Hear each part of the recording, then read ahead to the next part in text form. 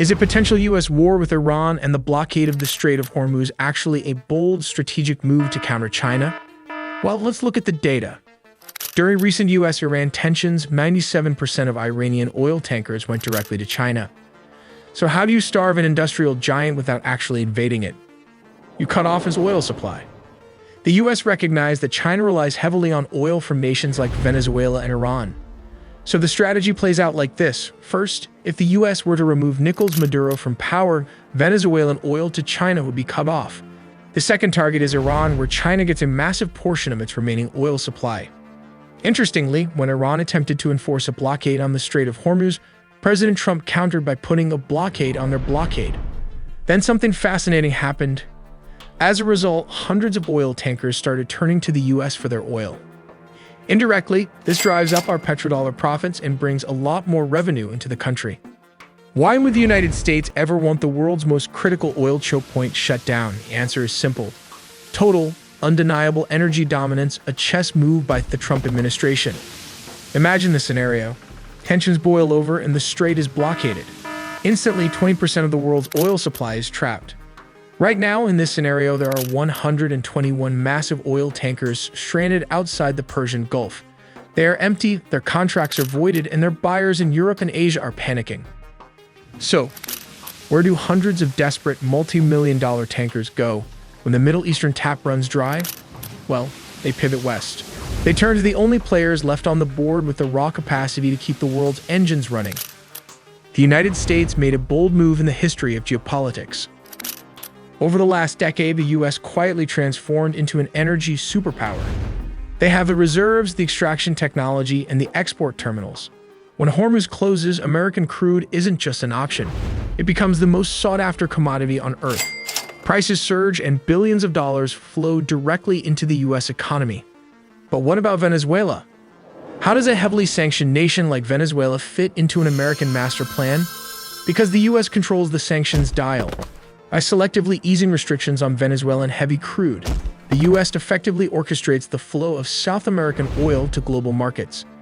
They manage the global price shock just enough to keep allies from collapsing while simultaneously drawing Venezuela away from Eastern influence and forcing them to play by American rules.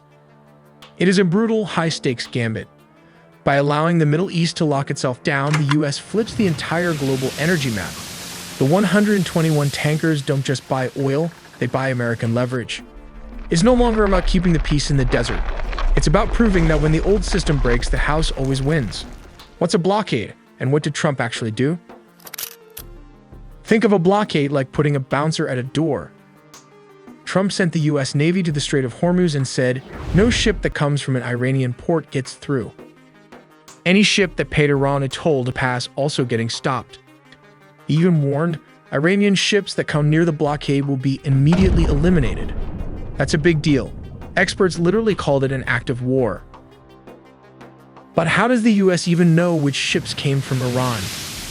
Ships are huge and there are thousands of them. This is where it gets wild. They're using AI. Maritime artificial intelligence software platforms track every single ship using satellite radar that can see vessels even when they turn off their GPS trackers. The AI doesn't just count ships. It reads behavior. It cross-references satellite imagery, automatic identification system transponder signals, historical voyage patterns, port call records, flag registrations, cargo manifests, and corporate ownership networks, then assigns each vessel a risk profile in real time.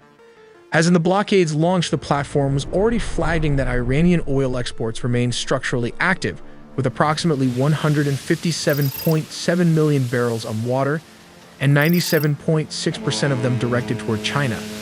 That number, 97.6% heading to China, is the most important data point in this entire conflict.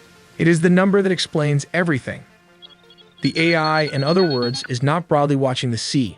It is watching a pipeline. A covered, floating pipeline of sanctioned crude that runs from Iranian ports to Chinese refineries. The Strait of Hormuz blockade, operationally targeted at ships from Iranian ports, is in functional terms a targeted interdiction of China's oil discount supply chain. So is choking China the main intention behind these global moves? Not entirely, but it is the ultimate strategic byproduct. In geopolitics, actions rarely have just one motive. For the U.S. administration, the immediate goals are clear. permanently dismantle Iran's nuclear ambitions and assert dominance in the Western Hemisphere by removing Maduro. How exactly does this strategy devastate Beijing's economy? It comes down to a massive price shock and the loss of a critical energy buffer. China's massive economy runs on cheap energy. But right now, the Middle Eastern conflict and the Strait of Hormuz severely restricted global crude benchmarks have surged past $130 to $140 per barrel. So where does that leave China's energy supply pipeline completely stripped of its cheapest options? By cutting off the Venezuelan supply in January and bottlenecking the Iranian supply in April, the US has effectively cornered Beijing.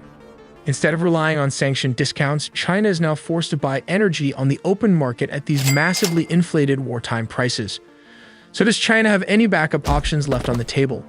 Well, it has only one, and it comes with a heavy political cost. The only major sanctioned discount left for China is Russia. And while it keeps the lights on, this sole dependence gives Moscow an incredibly uncomfortable amount of leverage over Beijing. But how will the US actually capture or block a foreign-flagged oil tanker? And how will it enforce a blockade when a geopolitical chess game suddenly escalates into a kinetic military operation? In this scenario, the United States will enforce a strict blockade on Iranian oil. This is oil that China will have explicitly placed under its protection.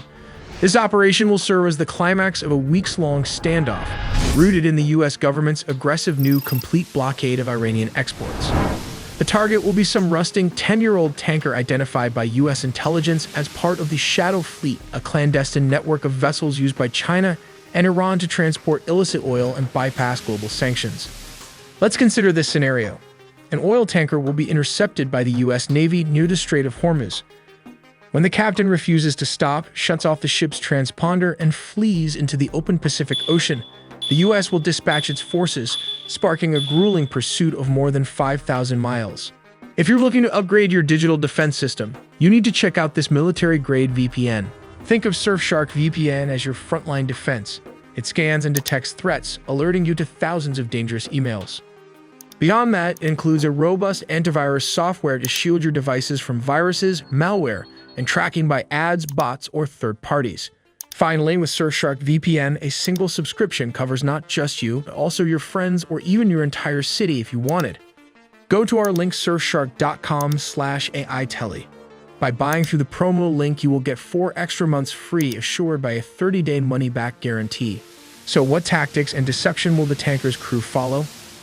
If this is an Iranian oil tanker, the crew will frantically attempt to change the ship's legal identity on the move to make it untouchable. They will repaint the hull, rename the ship to Chinese or Russian, and raise the respective flag. As the tanker steams toward the strategic gap between the Middle East and the Indian Ocean. To complicate matters further, Chinese warships will operate in the vicinity, creating a defensive screen. This will force American commanders to proceed with extreme caution, knowing that one wrong move could spark an accidental naval war. Despite the silent threat lurking below, the US will give the green light to seize the vessel. Their strategy will be bold: neutralize the Chinese submarine not with torpedoes, but with overwhelming air superiority. Leading the surface chase will be the US Monroe, a Legend-class cutter that will have stalked the Iranian-Chinese vessel for weeks through brutal ocean swells. But before the US Navy can make its move, the sky will need to be secured. US Navy P-8 Poseidon will swarm the sector, dropping a net of sonobuoys to track the Chinese subs' every movement, while KC-135 Strato tankers will keep the surveillance dragnet aloft 24/7. The Air Force will join the hunt, deploying electronic warfare assets to strip Chinese communications bare. The P-8s will effectively box out the submarine, signaling clearly that any aggression will guarantee its immediate destruction. With the underwater threat pinned down, the US surface ship will finally close the distance. Because the Pacific seas will be too violent for small boarding boats, the American operators will go vertical. In a precision assault, special operations teams will fast rope from hovering helicopters directly onto the tanker's deck. Within minutes, they will secure the bridge, cut the engines, and raise the American flag. This is when the oil tanker will be theirs and blockade is enforced.